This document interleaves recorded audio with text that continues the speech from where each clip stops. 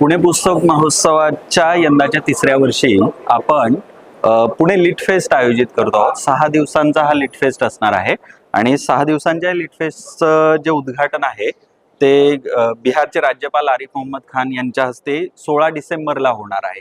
आणि या लिट फेस्टचं वैशिष्ट्य असं यंदा की पहिले 3 दिवस आपल्याला मराठी साहित्य विश्वाशी संबंधित असणाऱ्या चर्चा अनुभवायला मिळणार आहेत आणि त्याच्यानंतर उरलेले 3 दिवस हिंदी आणि इंग्लिश मधल्या चर्चा होणार आहेत। आणि जर या लिट फेस्टमध्ये सहभागी वक्त्यांची नावं आपण पाहिली तर एस जयशंकर सर असतील, बानू मुश्ताक असतील, शरणकुमार लिंबाळे सर असतील, प्रवीण दीक्षित सर असतील, एम जे अकबर असतील, सचिन पिळगावकर, गिरिजा ओक अशा सर्व मान्यवर मंडळींच्या साहित्यविषयक जाणीव आपल्याला या लिट फेस्टच्या माध्यमातून समजून घेता येणार आहेत।